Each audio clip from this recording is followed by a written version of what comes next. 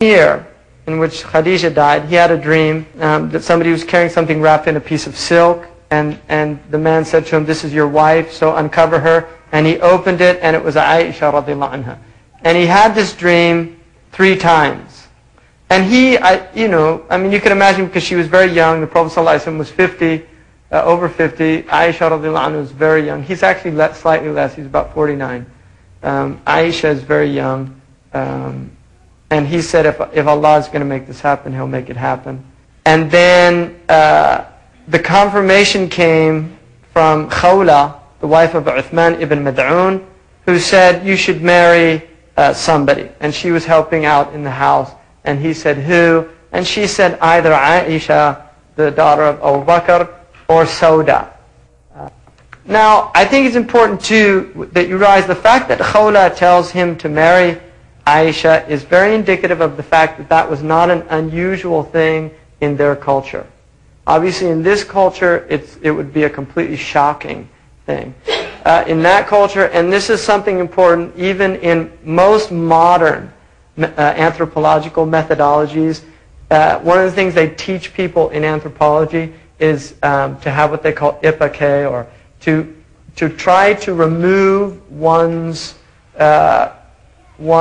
social frames of reference when one is examining another culture, because it's unfair to superimpose one's own prejudices upon another culture. You have to recognize that each culture has its own traditions and its own way of doing things. And if you try to force upon them your own ideals, your own principles, and your own acceptabilities, then what you end up doing is being unjust towards another tradition, right? And that's really important. Now, for the Muslim, obviously, it's going to be, what does the Sharia say, right?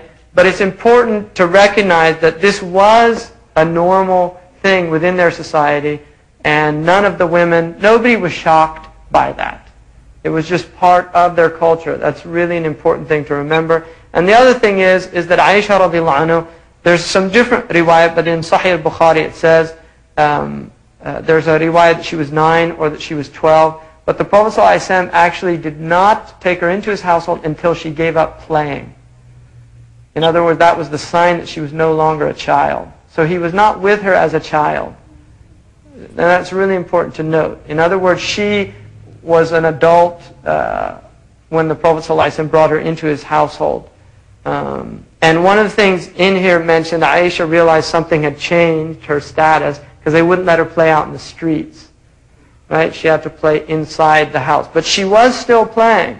And at the point that she gave up her dolls and became an adult was when she was ready to become a wife. Prior to that, she was not. But the contract, and this is something that Sharia permits. So that's just an important thing to remember. And if you look also in the Oxford Dictionary of the Bible, it says in there that they think that probably Maryam, or Mary, alayhi salam, was between 12 and 14. They recognize that was the age of where a woman got married in that culture. So the Christians who say, how is it that the Prophet ﷺ is marrying somebody so young? The truth is that was very normal, both in the Hebraic and Semitic cultures, and in most parts of the world, including China and India and other places. So it's really modern society that has extended the age of marriage. And there's an important book, really, and the only reason I'm emphasizing this, because this is an issue that Orientalists and a lot of non-Muslims will bring up. And this is something that Christians like to point out about Islam. So this is what's called a shubha. So I want to make sure all of you understand why we don't accept it as a doubtful matter. There's an important book by Neil Postman, which is called The Disappearance of Childhood. And one of the things that he writes in there is that childhood was in fact an invention of Renaissance Europe. That prior to the Renaissance Europe, children became adults at about the age of 7 or 8.